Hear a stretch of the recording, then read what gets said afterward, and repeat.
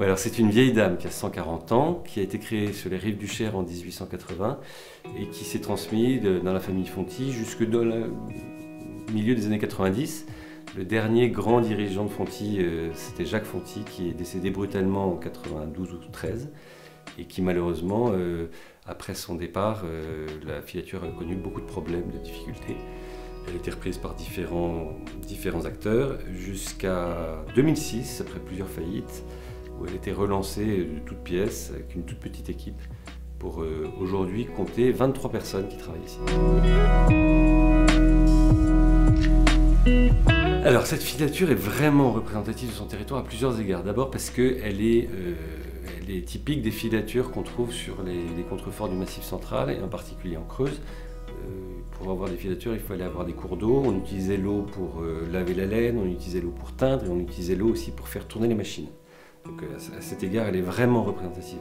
Mais elle est encore plus représentative parce que ce territoire du sud-est de la Creuse est un territoire d'élevage traditionnel depuis le Moyen-Âge, où il y avait énormément d'élevage de moutons. On disait même à une époque que c'était ici le chandail de la France.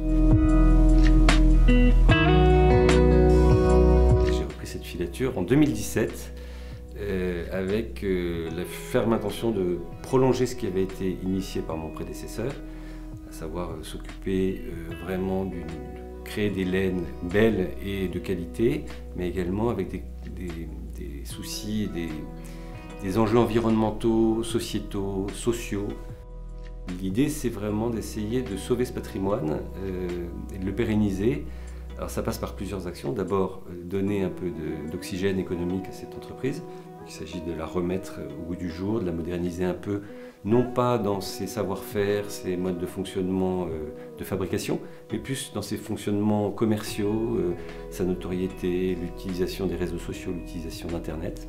Cette entreprise, elle est particulièrement emblématique de ce qu'on appelle le monde des entreprises du patrimoine vivant, c'est-à-dire ce monde des entreprises qui ont reçu un label d'État décerné aux entreprises qui illustrent un savoir-faire très particulier, précieux, rare, qui fait l'image de la France, l'image de l'industrie française, de la qualité, des savoir-faire très particuliers.